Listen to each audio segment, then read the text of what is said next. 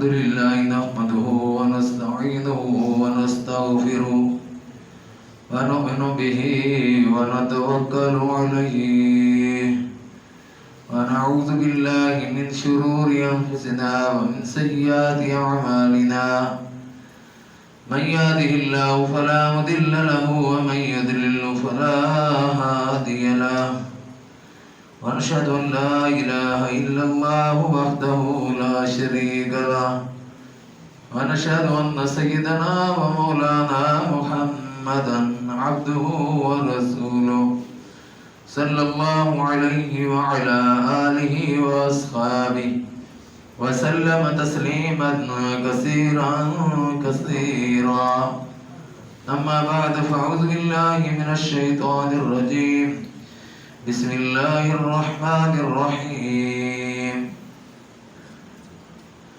الذي خلق الموت والحياة ليبلوكم أيكم أحسن عملا قال النبي صلى الله عليه وسلم اکثروا هازم لذات الموت. حضرات گرامی قدر السلام علیکم ورحمۃ اللہ وبرکاتہ. اللہ نے فرمایا کہ وہی ہے جس نے موت کو اور زندگی کو پیدا کیا تاکہ دیکھے کہ تم میں سے کون اچھے اعمال کرتا ہے. حضور صلی اللہ علیہ وسلم کی کثرت سے رشتوں کو توڑنے والی چیز یعنی موت کا ذکر کیا کرو. آیت اور حدیث پیش کرنے کے بعد میت اور جنازے کے متعلق کچھ مسائل احکام ہیں جن کا بیان کرنا ضروری ہے. جب آدمی قریب المرگ ہوتا ہے یعنی مرنے کے بالکل قریب ہوتا ہے تو اس کے پاس جا کر کلمہ پڑھنا چاہیے. لا الہ الا اللہ محمد رسول اللہ. لا الہ الا اللہ محمد رسول اللہ کلمہ اس کے پاس پڑھنا چاہیے. اس کو یہ نہیں کہنا کہ بھئی کلمہ پڑھو, یہ اس کو نہیں کہنا. ہو سکتا ہے کہہ دے نہیں تو پھر سے آگے کفر پر موت اس کی ہو. اس لیے اس کے پاس صرف کلمہ پڑھنا ہے. حضور صلی اللہ علیہ وسلم نے فرمایا کہ جس کا اختتام اس کلمہ پر ہو یعنی لا الہ الا اللہ پر داخل الجنہ, وہ جنت میں داخل ہوگا. روح نکل رہی ہو, پنڈلیوں سے روح نکل رہی ہو, پاؤں سے روح نکل رہی ہو, زبان پر لا الہ الا اللہ سے پہلے جاری ہو, ہوش و حواس کی حالت میں کلمہ جاری ہو, سکرات کی حالت میں کلمہ نہ جاری ہو. کیونکہ اس کے متعلق ہمیں قرآن سے بھی یہ بات ملتی ہے کہ فرعون نے آخر میں کلمہ پڑھ لیا تھا.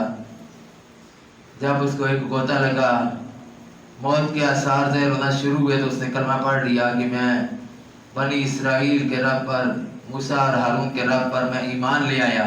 لیکن اس وقت اس کا کلمہ پڑھنا اس کے لیے فائدہ مند نہ ہوا. اس لیے ہوش و حواس کی حالت میں میت کو کلمہ پڑھایا جائے اور اس طرح پڑھایا جائے کہ اس کے پاس کلمہ پڑھا جائے. تو نبی کریم صلی اللہ علیہ وآلہ وسلم کا ارشاد ہے کہ جب مرنے والوں کے پاس بیٹھو تو کلمہ کا ذکر کرتے رہو.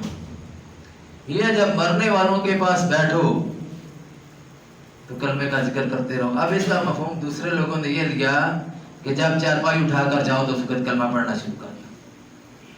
ایسی بات ہماری گئی ہے کہ یہ بیٹھا پڑھا سمجھایا تو یہ جا رہا ہے کہ مرنے والوں کے پاس جب بیٹھو, اس کی روح نکلنے والی ہو تو اس کے پاس کلمہ پڑھو تاکہ اس کی زبان پر بھی کلمہ جاری ہو جائے. ورنہ 6-7 احادیث ہیں حضور صلی اللہ علیہ وسلم کی اس بارے میں کہ خاموشی کے ساتھ جنازہ لے کر جایا جائے, بالکل خاموشی کے ساتھ جنازہ لے کر جائے, کوئی اس میں شور شرابہ نہ ہو. اس وقت لوگ شور کرتے تھے, مشرکین مکہ آگ بھی ساتھ لے کر جایا کرتے تھے, شور بھی کرتے تھے. نبی کریم صلی اللہ علیہ وسلم نے شور کرنے سے بھی منع کیا اور آگ بھی ساتھ لے کر جانے سے منع فرمایا کہ خاموشی کے ساتھ سنت طریقے کے مطابق جنازے کو لے کر جاؤ. تو آج کل تو لوگوں نے اس کو فرقہ واریت میں داخل کر لیا. حالانکہ یہ فرقہ واریت والی بات نہیں ہے, یہ ضد بازی ہے. یہ کوئی دین کی بات تھوڑی ہے. کوئی نبی کریم صلی اللہ علیہ وسلم سے ایک عمل ثابت ہی نہیں ہے, صحابہ سے عمل ثابت ہی نہیں ہے, تابعین تبع تابعین سے ایک عمل ثابت ہی نہیں ہے. آج سب کو بھی معلوم ہے کہ جب کسی کی شادی ہوتی تھی پہلے لوگ ڈھول وغیرہ نہیں بجایا کرتے تھے، لوگ کہتے ہیں یہ شادی ہے یا جنازہ ہے. بات مطلب یہ ہوا کہ جنازہ خاموشی کے ساتھ لوگ کر جاتے ہیں، اور شروع دن سے یہی ہے. حضور نبی کریم صلی اللہ علیہ وسلم نے خود کتنے جنازے پڑھائے ہیں. حضور صلی اللہ علیہ وسلم نے اپنی بیٹوں کو، اپنی بیویوں حضرت خدیجہ رضی اللہ تعالیٰ عنہ اور اسی طرح کر کے اپنی بیٹیوں اپنے بیٹوں کے جنازے حضور صلی اللہ علیہ وسلم نے پڑھائے بھی ہیں. صحابہ کرام کے جنازے آپ صلی اللہ علیہ وسلم نے پڑھائے ہیں. تو وہ سارا طریقہ حدیث کے اندر موجود ہے. کوئی ایسی بات نہیں جو دین نے میں بتائی نہ ہوگی، یہ بات بھی تم اپنی مرضی سے کر لو، یہ دین میں نہیں ہے. ہر ایک طریقہ موجود ہے. جو کچھ نہیں ہے وہ نہیں ہے، لیکن لوگ کرتے ہیں. اللہ کے نبی صلی اللہ علیہ وسلم نے منع فرمایا ہے ان ساری بدعات خرافات سے جو لوگ کرتے ہیں. تو صحیح طریقہ یہ ہے کہ میت کو اس وقت جب اس کی نزع کا عالم ہو اس وقت اس کے پاس سورہ یاسین کی تلاوت بھی کی جائے. حضور صلی اللہ علیہ وسلم کا ارشاد ہے کہ مرنے والوں کے پاس سورہ یاسین پڑھا کرو. اور اسی طرح دم نکلنے کے بعد جب تک مردے کو غسل نہ دے دیا جائے تو اس کے پاس بیٹھ کر قرآن نہ پڑھیے.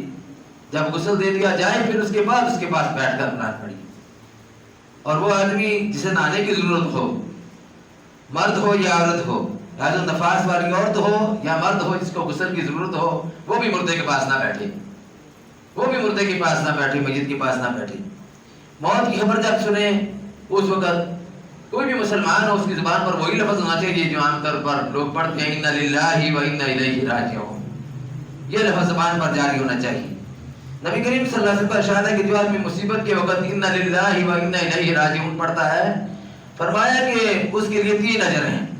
پہلا یہ کہ اس پر اللہ تعالیٰ کی طرف سے رحمت اور سلامتی نازل ہوتی ہے، اور دوسرا یہ کہ اسے حق کی تلاش اور جستجو کا اجر ملتا ہے کہ اس نے حق کو تلاش کیا ہے، اس کو اس کا اجر ملتا ہے. اور تیسرا یہ کہ اس کے نقصان کی تلافی کی جاتی ہے، اس کا جو نقصان ہو گیا اس کو اللہ تعالیٰ پورا کرنے کی کوشش کرتے ہیں، اور اسے فوت ہونے والے چیز یا ضائع ہو جانے والی چیز جو ہے اس کے بدلے میں اچھا بدلہ اللہ دیتے ہیں. پھر یہ بھی ہے کہ اگر کوئی چیز گم ہو جائے اس پر بھی انا للہ و انا الیہ راجعون پڑھے تو یہ آزمودہ ہے، وہ چیز مل جاتی ہے. چابی گم ہو گئی ہے، کوئی اور چیز گم ہو گئی ہے، ذہن سے نکل گیا، پتہ نہیں چل رہا، انا للہ و انا الیہ راجعون پڑھو. اور کوئی نقصان ہو گیا ہے، چھوٹے سے چھوٹا نقصان ہو گیا ہے، کوئی کپ ٹوٹ گیا گھر میں، لوگ کہیں گے او دخل جی کون مار گیا ہے. یہ لوگوں کی اپنی باتیں ہیں. اصل بات یہ تھوڑا سا بھی نقصان ہو، زیادہ نقصان ہو، اس پر انا للہ و انا الیہ راجعون پڑھنا چاہیے. یہ سنت عمل ہے. اس پر اللہ تعالیٰ جو نقصان ہوگا اس کو اللہ تعالیٰ پورا کر دیں گے، اس کا اللہ تعالیٰ اجر دے دیں گے. تو میت کے غم میں چیخنے چلانے سے منع کیا گیا ہے، بینڈ کرنے سے منع کیا گیا ہے. البتہ غم میں آنسو نکل جائیں تو یہ فطری بات ہے، آنسو کا نکلنا فطری بات ہے. رونے سے منع نہیں کیا گیا. نبی کریم صلی اللہ علیہ وسلم نے حضرت ابراہیم رضی اللہ عنہ کے انتقال پر جو آپ صلی اللہ علیہ وسلم کے بیٹے تھے حضرت ابراہیم، وہ ذرا بڑے ہو کر انہوں نے وفات پائی تھی، 6-7 سال کے ہوئے تھے. تو آپ صلی اللہ علیہ وسلم کی آنکھوں سے آنسو بہہ نکلے. اسی طرح آپ صلی اللہ علیہ وسلم کے نواسے حضرت زینب رضی اللہ تعالیٰ عنہ کے بیٹے کا انتقال ہوا، اس وقت بھی آپ صلی اللہ علیہ وسلم کی آنکھوں سے آنسو رواں ہو گئے. صحابہ نے پوچھا یا رسول اللہ صلی اللہ علیہ وسلم یہ کیا ہوا، آپ کیوں رو رہے ہیں؟ آپ صلی اللہ علیہ وسلم فرمایا کہ یہ رحمت ہے جو خدا نے اپنے بندوں کے دل میں رکھ دی ہے، اور خدا اپنے بندوں میں سے انہی بندوں پر رحمت فرماتا ہے جو رحم کرنے والے ہیں. آپ صلی اللہ علیہ وسلم نے یہ بھی فرمایا کہ جو منہ پر تمانچے مارے، گریبان پھاڑے، جاہلیت کی طرح بینڈ کرے، اس کا ہم سے کوئی تعلق نہیں ہے. یعنی کچھ آداب کچھ طریقہ بتایا نہیں کہ رونا منع ہے جی، افسوس کرنا منع ہے جی، یہ جی ٹھیک ہے چپ ہو کر بیٹھ جاؤ، رونا چاہیے. رونا آتا بھی ہے، والدین دنیا سے جائیں رونا آتا ہے، بچے دنیا سے جائیں رونا آتا ہے، بہن بھائی دنیا سے جائیں رونا آتا ہے، فطری بات ہے، رونا چاہیے، منع نہیں کیا گیا. لیکن اگر یہ کہیں کہ اس پر آپ سے باہر ہو جائے، گریبان پھاڑنے شروع کر دے، بال کھینچنے شروع کر دے، اپنے آپ کو مارنا شروع کر دے، ٹکرے مارنے شروع کر دے، یہ افسوس یا غم نہیں ہے، یہ ڈرامہ بازی ہے. اس ڈرامہ بازی سے منع کیا گیا ہے کہ یہ کام نہ کرو، یہ شریعت کے خلاف کام ہے. اور اسی طرح جان نکلنے کے بعد میت کے ہاتھ پاؤں جو ان کو سیدھا کر دینا چاہیے، آنکھیں بند کر دینی چاہیے، اور ایک چوڑی سی پٹی لے کر نکال کر جو اس کی ٹھوڑی کے نیچے باندھ دینی چاہیے تاکہ منہ اس کا کھلا نہ رہے. اور اسی طرح انگوٹھے اس کے ملا کر باندھ دینے چاہیے، اس کے جسم کو چادر سے ڈھک دینا چاہیے، اور بسم اللہ وعلی ملت رسول اللہ یہ پڑھتے رہیں. اس وقت بھی پڑھتے رہیں، اور جب اس کو قبر کے اندر اتاریں، قبر کے اندر جب میت کو اتاریں تو اس وقت بھی پڑھیں بسم اللہ وعلی ملت رسول اللہ، اس وقت بھی پڑھنا چاہیے. تو یہ 4 باتیں ہیں جو آپ کو بتائی ہیں. اب ایک اور بات ہے وہ بھی بڑی ضروری ہے، ٹائم بہت تھوڑا ہے، کہ نماز جنازہ جو ہے اس کی امامت کا مستحق کون ہے، حقدار کون ہے؟ شریعت نے یہ بھی ہمیں بتایا ہے، حضور صلی اللہ علیہ وسلم کے ارشادات کی کتابوں میں بھی یہ بات درج ہے کہ کون حقدار ہے۔ تو شریعت اسلامیہ نے اپنے ماننے والوں کو یہ ادب سکھایا ہے۔ کون سی بات ہے جو شریعت نے نہیں بتائی کہ کسی آدمی کی سلطنت میں، کسی آدمی کے علاقہ یا امامت میں کسی دوسرے کو امام نہیں بنایا جائے گا۔ یہ فقہ حنفی کی کتاب کا باقاعدہ حوالہ درج ہے کہ مقررہ امام کی موجودگی میں کسی دوسرے کو امام نہ بنایا جائے، یہ اس کا حق ہے، اس کے مسلح پر کوئی دوسرا کھڑا نہ ہو۔ خصوصاً نماز جنازہ کے متعلق فتاوی عالمگیری، در مختار، بدائع ثنائے فی ترتیب الشرائع، نور الازاء، یہ کہ تمام کتب جو ہیں فقہ دین میں موجود ہے۔ اور نماز جنازہ کی امامت کا پہلا حق سلطان کو حاصل ہے، جو وقت کا سلطان ہے، اس علاقے کا بادشاہ، اس کو حاصل ہے، پھر اس کے نائب کو، پھر قاضی، اور قاضی کے بعد پھر نائب قاضی، کیونکہ اب شریعت اسلامیہ تو نافذ نہیں ہے، اسلامی حکومت تو نافذ نہیں ہے کہ قرآن و سنت کا نظام جاری ساری ہو اور ان لوگوں کے متعلق آدمی کہے کہ ان کو یہ حق حاصل ہے، وہ لوگ تو ہے ہی نہیں ہیں۔ اگر ہماری حکمران ہیں میاں تو وہی ہیں جن کو کل ولا بہار بھی نہیں آتی، آپ جانتے ہیں، آپ کو معلوم ہے، اچھی طرح واقف ہے۔ تو اس طرح کر کے پھر کیا ہے، امام الحی یعنی اس گاؤں کا امام، اس کے بعد پھر ولی میت کو حق حاصل ہے۔ امام الحی کے بعد امام نماز جمعہ، امام نماز جمعہ، امام الحی یعنی ملے کا امام اور جمعے کی نماز کا امام، پھر اس کے بعد جو وارثین ہیں یعنی ان کا چوتھے پانچویں نمبر پر جو ورثہ ہیں ولی میت کو حق حاصل ہے، لیکن وہ ولی میت جو تقوی، پرہیزگاری، خدا خوفی، علم کی بنیاد پر اس کو دیکھا جائے گا۔ جاہل آدمی نہیں جنازے کی امامت کر سکتا، جس طرح یہ امامت کرنے کے لیے شرائط ہیں، یہی شرائط جنازے کی امامت کے لیے بھی ہے۔ جو شرائط اس نماز کی امام کے لیے ہیں، وہی شرائط جنازے کی نماز کے امام کے لیے ہیں۔ تو جاہل آدمی، جو اوجاٹ آدمی جس کو سنا بھی نہ آتی ہو، وہ آدمی نہیں امامت کرا سکتا، بے شک وہ وارث ہو۔ پھر سلطان اور نائب سلطان تو نماز پڑھاتے نہیں ہیں کیونکہ وہ شرعاً امام کی شرائط پر پورے اترتے نہیں ہیں۔ رہی بات قاضی، تو وہ فی زمانہ مفقود ہے، قاضی کی شمولیت محال ہے۔ اس کے پیش نظر بدائع ثنائے فی ترتیب الشرائع صفحہ نمبر 58 میں جلد 2 پر درج ہے کہ امام الحی ہی میت کی امامت کا زیادہ حقدار ہے۔ ثابت ہوا کہ مقررہ امام پر کسی دوسرے کو فضیلت نہیں ہے، ہاں اگر وہ خود اجازت دے دے تو درست ہے۔ نماز جنازہ میں امام جمعہ کو فضیلت حاصل ہے کہ یہ امام جمعہ کا شرعی حق ہے۔ امام جمعہ کے بعد امام الحی یعنی گاؤں کے مقررہ امام کو حق حاصل ہے۔ مقررہ امام کے بعد اگر میت کا بیٹا عالم ہو اور ان شرائط پر پورا اترتا ہو جو امامت کی شرائط ہیں تو وہ نماز جنازہ پڑھائے، اور اگر میت کے تمام بیٹے علماء ہوں تو بڑے بیٹے کو ترجیح دی جائے گی کہ بڑا بیٹا جو ہے وہ نماز جنازہ پڑھائے۔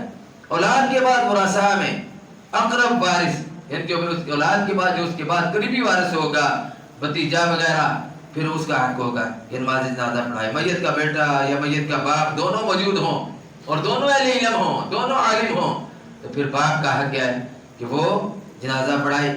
یہ بھی واضح رہے کہ امام مقررہ اور امام جمعہ کو کسی سے جنازہ کے لیے اجازت لینے کی ضرورت نہیں ہے، اس لیے کہ یہ ان کا شرعی حق ہے۔ ہاں اگر میت کا بیٹا عالم ہو تو اس سے پوچھ لیا جائے۔ تو اس دور ایک اور مسئلہ شریعت کی خلاف ورزی کا باعث بن چکا ہے، جس کی وضاحت جو ضروری سمجھتا وہ یہ ہے کہ مقررہ امام کی موجودگی میں میت کے ورثاء مقررہ امام کا حق حسب کرتے ہوئے کسی دوسرے کو آگے کھڑے کر دیتے ہیں، کسی دوسرے کو برادری دار یا تعلق دار کو یا پیر صاحب کو۔ یہاں پر مجھے ایک آدمی نے کہا کہ جنازہ آپ نے پڑھانا ہے، میں جنازہ پڑھانے کے لیے چلا گیا کیونکہ وہاں پر مسجد میں امام تو ہے نہیں ہے، آبادی گاؤں کے ساتھ ملکہ ہے۔ جنازہ پڑھانے کے بعد وہاں پر جب گئے تو دیکھا جنازہ پڑھانے کے میں آگے کھڑا تھا، اتنے میں ایک آدمی باہر نکل آیا، وہ جی یہ ہماری بڑی چہتی مریدنی ہے تو یہ جنازہ جو ہے میں پڑھاؤں گا۔ گھر والوں نے مجھے کہا تھا وہ آگے کھڑے کر جنازہ پڑھانے کے لیے۔ تو اس طرح کے حالات کیوں پیدا ہوتے ہیں؟ ہمارے لوگ سمجھتے ہیں کہ پیر صاحب ان کا بڑا مقام ہے۔ پیروں کی حکایات، پیروں کی داستانیں آپ کے سامنے ہیں۔ جس آدمی کو آپ جانتے نہیں ہیں اس کو آپ امامت کے لیے اور پھر مقامی امام کی اجازت کے بغیر، اور پھر کیا اگر کسی کو یہ کہنا کہ آپ جنازہ پڑھائیں، اس کے بعد کسی دوسرے کو بھی کہہ دینا کہ تم جنازہ پڑھاؤ، یہ ایسا بھی کام نہیں ہونا چاہیے۔ لوگوں کو خود سوچنا چاہیے کہ جس آدمی کو کہیں اس کو پھر اسی پر پھر پیرا دینا چاہیے، پھر کسی دوسرے کی بات میں نہیں آنا چاہیے۔ پھر اس کے بعد یہ کہ مقررہ امام جس کا شرعی حق ہے اس کو اس سے معلوم کر دیا جاتا ہے، جس کو آگے بڑھایا جاتا ہے اسے نماز بھی ہو سکتا ہے صحیح کر کے نہ آتی ہو۔ بات عام طور پر یہ ہم نے دیکھا ہے، کیونکہ 4 تکبیریں کرنی ہوتی ہیں بلند آواز سے، باقی تو ساری نماز خاموش ہوتی ہے، خاموش پڑھتے ہیں، آواز سے نہیں پڑھتے، کیا پتا ہو کیا پڑھ رہا ہے کیا نہیں پڑھ رہا، کیونکہ بعض لوگوں کا تو درود شریف بھی صحیح نہیں ہوتا، جو مستقل نمازی ہوتے ہیں ان میں سے بعض لوگ جو ہے درود شریف ان کا صحیح نہیں ہوتا۔ تو یہ آخری نماز ہوتی ہے جو ہم میت کو رخصت کرتے ہوئے پڑھ رہے ہوتے ہیں، تو آپ خود سوچیں کہ وہ ہمیں کس طرح پڑھنی چاہیے اور کس پائے کا آدمی ہونا چاہیے جو نماز پڑھانے والا ہو، اور اس کے ساتھ دکھ رکھنے والا، ہمدردی رکھنے والا، اہل علم آدمی ہونا چاہیے، نہ کہ کسی آدمی کو ویسے ایک تعلقداری کی بنیاد پر آگے کھڑا کر دیا جائے۔ اور اسی طرح کر کے یہ بھی احساس ہونا چاہیے کہ جو لوگ ہمیں 5 وقت کی نماز پڑھاتے ہیں، فجر، ظہر، عصر، مغرب، عشاء، ان کو چھوڑ کے باہر سے کسی آدمی کو بلایا جائے اور اس کو کہا جائے آپ امامت کرائیں، حالانکہ وہ درست نہیں ہے امامت، مقامی امام کی اجازت کے بغیر نہیں امامت کرا سکتا شرعی طور پر، شریعت اسلامیہ نے اجازت نہیں دی ہے۔ پھر اس کے بعد شرعی حق رکھنے والے امام خطبہ کو پیچھے کر دیا جاتا ہے، تو ایسے بعض جو ہوتے ہیں ناپاک عزائم اس طرح کے، ان کے پیچھے بدریجیاں کچھ ہوتی ہیں، وہ یہ ہوتا ہے کہ یہ فلاں نے وصیت کی ہے، یہ بھی آپ کو معلوم ہونا چاہیے۔ فقہ کی 1-2 کتاب نہیں، کئی کتابیں ہیں جن میں اس آدمی کی وصیت کو باطل قرار دیا گیا ہے اس مسئلے میں، کیونکہ انہوں نے کہا ہے فقہ میں بات کہی گیا ہے کہ جو آدمی جس آدمی کی شرائط بنتی ہے، جو آدمی مستحق ہے، اس کا غصب کر کے کسی دوسرے کو دینے والی وصیت کے اس پر عمل نہیں کیا جائے گا، اسی وصیت پر عمل کیا جائے گا جو شریعت کے مطابق وصیت ہوگی۔ اس لیے جو ہے اس طرح اگر کیا جائے گا تو وہ درست نہیں ہوگا۔ تو میت کی وصیت کا بہانہ بنا کر کہ میرا جنازہ فلاں پڑھائے، تو تمام کتب میں اس کی وضاحت موجود ہے۔ نور الیزا کی صفحہ نمبر 143 میں ہے کہ جس شخص کے بارے میں نماز کے لیے میت نے وصیت کی ہو اسے شرعی حق رکھنے والا نماز جنازہ کی امامت کا زیادہ حقدار ہے، یعنی اگر وصیت بھی کسی کے حق میں کی ہو پھر بھی حق امام اور خطیب کا ہے، یہی نماز جنازہ پڑھانے کے زیادہ حقدار ہے۔ نور الیزا میں وصیت کے باطل ہونے کے متعلق ہے، اور فتاوی الامگیری کے صفحہ نمبر 163 میں میت نے اگر وصیت کی ہو کہ میری نماز جنازہ فلاں پڑھائے تو یہ وصیت باطل ہے، اس پر شریعت اسلامیہ کا فتویٰ ہے۔